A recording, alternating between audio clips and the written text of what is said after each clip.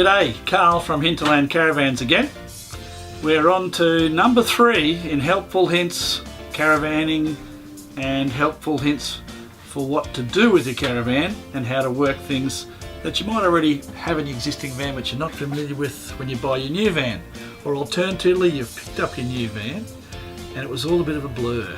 Our guys here, when you pick up a new van from Hinterland Caravans, they normally spend about an hour to an hour and a half with people, and they will work their way around the van. They'll talk about the outside, they'll talk about the water feed, they'll talk about the drawbar, they'll go through how you connect up your plumbing, they'll come inside and explain the operation of everything, air conditioning, cooktops, microwaves, your hot water and your fridge. But you know what? People often forget, and that's not a big deal because there's a lot to take in, and even if you've had a caravan, it's quite often not exactly the same fit out again, and it may even be different appliances. What I wanted to just touch on today, this is a brief one, this isn't one of our long-winded ones, this one's about your fridge. Firstly, with your fridge, remember, most of the fridges you'll look at in your vans, and most of the vans we sell, have a 3-way fridge. Now by 3-way we mean it can work on 12 volt, which is car power or battery power, it can work on gas, and it can work on 240 or mains power. Now at any one time your fridge can only be working on one of those. Let's make that clear for a start. Let's look at this fridge for an example. This is a Dometic 2-door 190 litre fridge, quite a big fridge, and a lot of people like 2-door fridges, it's very popular now. This fridge is the latest version and it has a couple of features that you need to know about, but before I go to that, let me explain something. The majority of the time if you're camping in a caravan park and you're paying for, as part of your caravan park fees, you pay for power. That's built into your daily price. So you'll probably run your fridge on 240 power or electricity. Just because this fridge has an on-off switch, which I've just turned on there, you probably saw that, I'll do it again, hold your finger on there, off, on. Now most fridges will have some sort of setting to be able to adjust the fridge and select whether you're on power, 240, gas or battery. This fridge currently, as you can see here, it's got a little A in the middle. Now this is an auto setting. This is telling the fridge to automatically select the best power source possible. So when I press that auto setting, this fridge is searching between the gas feed, the battery system and the 240. Now there's no ifs or buts about it. The most efficient way to run this fridge is on plugged in 240 power. This van has automatically gone to the 240 power. I didn't have to engage it. The benefit of that is this fridge is a smart fridge, and pretty well all the vans we sell from Crusader come with a smart fridge. We get about 2/3 of our vans from Supreme have got smart fridges.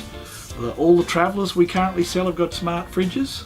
The Leader have the choice of a smart fridge or a manual adjust fridge, but they also run a different brand. So at the moment I'm just talking about Dometic, but your fridge in your van may have this feature, and if it doesn't, it's worth considering next time you get a van.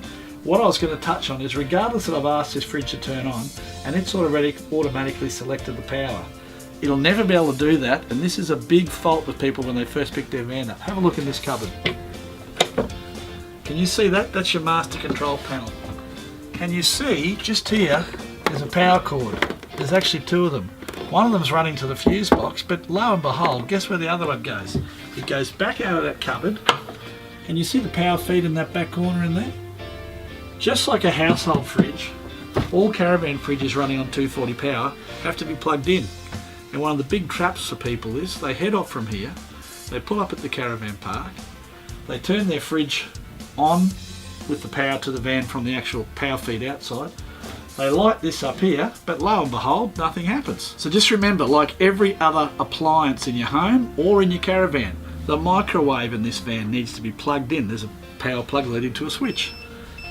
The fridge, which I'll just turn off now, needs to be plugged in. If you're going to run it on 240 power, there's 2 parts to it. Turning the fridge on, plugging the fridge in. Turning the microwave on, having the microwave plugged in. Very important. Now, if we were going to run this fridge on gas, being that it's an automatic Autoset fridge, a set and forget as they call it, we would actually just press the auto and we would press the gas and it would automatically turn itself to gas and light the gas. There's no actual engagement of a lighted wick or anything else like the old days. And if we were travelling, as soon as this van's not plugged into 240 power, the moment you plug your car in, it recognises that it's going to be towed and it lets the fridge run on the 12 volt power, which is being driven by the generated power coming out of your car through your 12 volt Anderson feed, right? So fridges have three settings: gas, 12 volt, electric. Anytime you're in a caravan park, you would run your fridge on the electricity. Anytime you're towing, your fridge runs on 12 volts. You're not allowed to run your fridge on gas while you're travelling, because obvious reasons, if the gas was to not ignite and continuously pump you in it with a van full of gas, that could be dangerous. When you free camp, if you're somewhere out in the bush, you're camping down by the river or the beach or up the valley or on a farm or somewhere, you don't have any 240 power, you can't leave your car plugged into your Caravan non-stop, you run your fridge on the gas. Gas is very efficient. These days it's efficient and it's safe. The gas feed is outside, the fridge ignites outside, it's all one touch and away you go. So that's the basic things to remember with a fridge. Select what means of power. Make sure it's plugged in if it's on the 240 mode.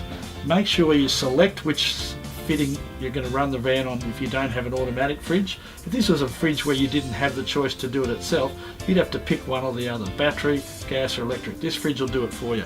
The upside of that is, if you're at a caravan park in the middle of the night, a truck knocks down the power pole 5 kilometres up the road, you're asleep. Unbeknown to you, the van is technically now unpowered. It's gone dead. If it was a basic fridge that didn't have auto adjust, it would now have no power. The only temperature in the fridge would be whatever is maintained when the door's left closed. But this fridge would automatically say, fellas, something's wrong, the power has been cut off, we've got to keep cold. It would go to gas within 2 minutes and run on gas efficiently until the power comes back on, or until in the morning you got up and realised your lights weren't working, or your hairdryer wouldn't plug in and something wrong. Then you'd realise, then you'd go, wow, how's our fridge? But you'd be safe, your food wouldn't have spoiled, your fridge would efficiently be running because you've got an auto-set fridge that's moved to gas. The other thing that's very important with fridges, this fridge is tropically rated. Now, by tropically rated, it means it's designed to be used in the heavy and humid and hot conditions of northern Queensland, Northern Territory, the top of WA. That means that the actual fridge doesn't struggle in those conditions. It's got a better quality cabinet, it's got a better quality system of venting its own heat from the back of the fridge. It's far more efficient. In the old days, people found that some fridges would struggle in real hot conditions. The milk didn't seem quite as cold, and if you had ice cream in the fridge, it was a bit yogurty-like. I can highly recommend, if you're buying a van or you're looking at a van with a fridge, try and get a tropically rated fridge. That way you're assured to always have this perfect temperature. Now we're going to move out of this van and look at a different style of fridge where you do physically change the dial manually, and you actually engage a manual flint button on the front of the fridge to light the gas if that's what you're going to go and do. Different fridges, different vans. Let's look at another van. Okay, we've moved from a Crusader Caravan over to a Leader. Now Leader is a division of Supreme. They operate as an independent company, and they're different, but they're the same. They're the same in the sense of the reliability, the attention to detail and the quality you get with the Supreme, but they're different because they give you a high level of spec. The reason we've come over to have a look at it is you'll note that it has a totally different control system. The other fridge was a set and forget one button auto. This one's a little bit more sophisticated. It's not auto, but it is very clever. We've got a couple of control dials in behind the face here that we open up. We can select up here how cold we want the fridge with various settings. You'll see 3 stars, 2 stars, 1 star, right? So we've got a temperature setting there.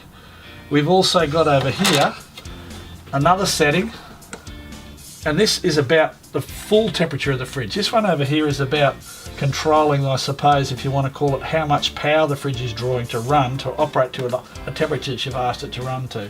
Over here we've got your selector for gas, electric, 12 volt. That's pretty simple. You just move it to one or the other and away it goes. You'll note here that it's got a couple of things that are a bit different. These 2 switches, now obviously we haven't got the fridge plugged in, but this is unique. This is a separate vent, a fan venting system that the Thetford fridge offers. If you want the fridge to be more efficient when you're travelling in hot conditions, you can ask it to vent itself and turn that fan on. You can turn it off or on, and that evacuates the heat from the back of the cabinet. You've also got an extra element here to increase the fridge's efficiency by increasing the element.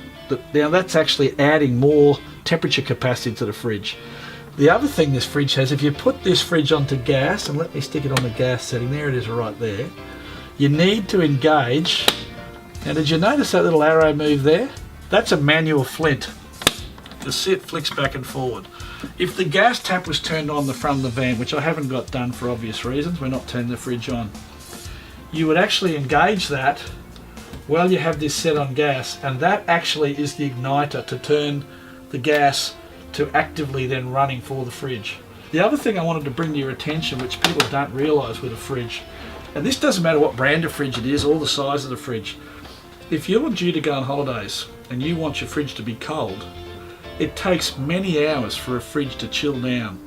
So we often get calls from people who've picked up their van, taken it home, sat it at home for a week or 2 or 3, and then they head off on their first trip. By the time they get an hour and a half up the road, they're going to stay at the local beach. They get out, they walk to their van and they go, put their hand in there, gee whiz, that's not very cold, they say. And there's a reason for that. Fridges chill from top to bottom. If you start trying to think that your fridge will be cold and ready to put food in it without spoilage in the first hour, you're kidding. You need about 3 to 4 hours for the fridge to really get to proper operating temperature. I would recommend most people run their fridge overnight. If you haven't got a facility to plug your van in at home, now remember, vans don't have a 10 amp lead. They have a 15 amp lead. It's not common for the public to have a 15 amp power point in their house. All the caravan parks have them. They're designed for that. But at home it's not the case. So at home, if you're going to run your fridge, if you don't have a 15 amp power point to plug your 15 amp lead into, you're probably going to need to run the fridge overnight on gas. Okay, we're back. This is the third fridge we're going to show you. This one is an Autoset fridge, unlike the Thetford we just viewed. This is another Dometic, but totally different styling to the first one we saw. A lot of manufacturers use this fridge. We use it broadly in our deluxe version, in our executives, in their Supremes. Our travellers use it. It's been widely used in some of the Avita vans we have as well. Very, very popular fridge. I'll tell you one of the reasons it's popular. Look at this. Can you see that? I've just pulled the face out of that fridge. I could actually take that out and have that painted orange, purple. I could replace it with a brushed silver look. It just gives you flexibility, and people love being able to customise their fridge face. One of the other big benefits of this van, and I love this, and look, my mum brought these things to my attention years ago when we had a van and camped ourselves, and a lot of ladies say to me, can you see in this fridge all the racking is plastic lined metal? So I don't know, they dip it in the rubber, whatever they do to seal it off, but it's all anti-corrosive, but it's metal. Now why I'm bringing that to your attention, the metal racking, which is adjustable, there's different positions you can put it in. You can put a lot of heavy items in there, bottles, a leg of lamb, tins, and these things, they're just about unbreakable. Very robust interior on this fridge. Got a little guide you can stick up there, you can actually lift that up to put a guide in there so things can't fall forward if you've got things. A couple of little crispers for your veggies and for your fruits and the like there. Adjustable shelves in the doors as well, which a lot of vans don't have. You can see I can raise that, take it out, I can put it in the higher position, and now I've got more space there to put bottles in. I can take that out altogether if I wanted to put something really long and thin in there, or I can adjust it up to the next level. So there's a whole lot of variables there. Great facilities to adjust it. Same in the fridge. Well, the freezer I should say. Look at that. I can adjust it from that shelf to the top to the bottom. And for me, that's a really important point. I like the idea of having that flexibility in there.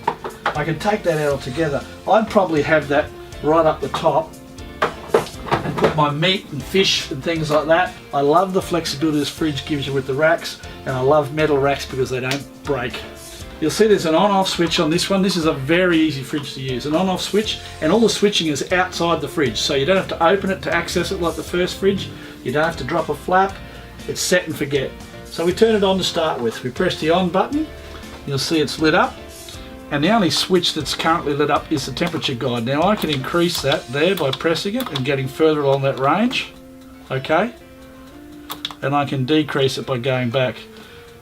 If I push that there and I ignite the AES, the Auto Elect Select, that's a self-setting. And just listen. Can you hear that clicking? That is the fridge trying to ignite itself, because we're parked, we haven't got our gas turned on, we haven't got our 240 power turned on, and we haven't got our 12 volt plugged in with our car. That clicking noise was the actual automatic igniter for the gas unit, which is the most efficient way this van knows to run if there's no other power source. So that click, click, click, click, click was the igniter. Now if I was to wander out to the front of the van and open one of the gas taps on the gas bottles, that clicking would stop, because the moment the gas lights, that igniter turns off. Now that igniter will run for about 10 seconds looking to try to ignite the gas. After 10 seconds it realises that it's actively got no gas source and it'll disengage. But for the exercise, you press the on button, you press the auto elect select, and within a short time you watch what happens here. There it goes, the little light comes on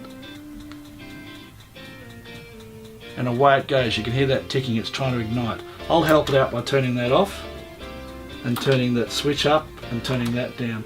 And you can also see that you get your active light when I turn that on too. The fridge lights up inside. That's because it's powered up. That's the on-off switch. Now another good thing about this fridge, as I said before, it's tropically rated in the Dometic range, which means it's ideal for hot steamy conditions. It's quite a wide cabinet. The other fridge you saw from Dometic is deeper and narrower, so just be mindful. You can't always get this fridge in every van. You might have a restriction in the cabinet spacing based on your kitchen set out and where your cooktop is and benches and things. I just had a thought on something. Nearly all the vans that we've looked at today, and I can say actually all the vans we sell, have got a cooktop. This van also has an oven. Now that's not always standard, but 99% of vans will have a cooktop with a grill. Okay? I just wanted to touch on something. I quite often get people say to me, why is there one electric element? Well, firstly, when you're paying for power and you're staying in a caravan park, it's nice to at least use some of that money towards running your stove. In this case, you've got one electric element. But if you're someone who's a real finicky cook and you don't think you can use the electric top, you can ask your manufacturer. There may be a small charge, but you can ask your manufacturer to have 4 dedicated gas cooking elements, okay? It's not mandatory you have to have electric, but it's commonplace. 3 electric and 1 gas. You'll note one of them has a bigger head, 2 the same size. There's normally one that has a bigger flame. That's about cooking people with woks and unusual pots and pans and things versus your normal gas cooktop flame. And the griller. People say, I never use a grill. I say, well, remember, this is camping. We might be in a caravan, so let's call it glamping, glamorous camping, but we're still camping. A lot of people like to do things easy. They don't want a lot of work on holidays. Why not do a toasted sandwich or put a pizza in there? Something like that. The other thing for this is, of course, if you're doing any sort of cooking and you want to keep something warm, you can also pop it in and just, keep the plate warm with some food on it. Ideal. Not many people use ovens these days. In the deluxe and the dearer sort of top of the line vans, you'll find a lot of them have got ovens. The new ovens are fantastic. There's a lot of facilities now. This one's got a couple of griller plates. It's got its own fat catcher there. It's all brushed stainless, so it's easy to clean. It's got a double glass door, so it's insulated. You won't get burnt. You can see the 2 different parts there. Beautiful. So look, if you're going to do cooking, if you're a chef, if you bake a lot of bread or cakes, or if you've got special dietary conditions, you don't like eating out of home, ask for the option of an oven. If not, most vans will come with a griller and a full cooktop. One other thing too, they've all got a system built in. When you close the lids, if there's a gas top running at that time, it'll always shut off. They've got a pressure valve in them. Quite often they're in the back, you can't see them, or they're in the side. The moment the lid shuts down, the gas is cut off, so you won't cook the top when it's down. And if for some reason you forget about it and shut it down, there's a safety point there, you won't start a fire. Your little sign on this one, don't ever operate the cooktop when the lid is down. That's probably because if you've got the electric one on, that could become a bit messy. But anyway, great opportunity. Often we have people say to us, I want more power points in my van, and this is regardless of the brand of van or the model or size. Can I have a power point near there, and I want to put a coffee machine or a toaster or something in? There are Australian guidelines and Australian standards and health and safety laws in place, and a lot of that's got to do with how a caravan is set up. What I'm getting at there is a minimum distance that a power point can be positioned near an open flame or a hot element. I think from memory it's around 250 or 25 centimetres away, minimum distance, which means you wouldn't be allowed, for argument's sake, if someone asks for one, to put a power point here or put a power point here, because the powers that be and those that overview safety, and this is for our own best interests, have a concern that you might have something lit or running or cooking and run a power lead across it, or something could be interfered with because the power lead's there and you lean on it after the fact and burn yourself. So just be mindful if you go to a caravan dealer and they say to you, look, we can't put a power point that close to a cooktop, or we can't put a power point that close to a naked flame. It's all about what the Australian safety standards have set aside, workplace health and safety, and your own best interest. We don't do it to make life difficult. There are rules and we have to work within those. So just a little heads up for you there. Hopefully we'll talk to you again soon. We're going to go through the van next time and talk about air conditioners. We're going to talk about the different brands, how your air conditioner works as both a cooler and a heater. Hope to see you soon.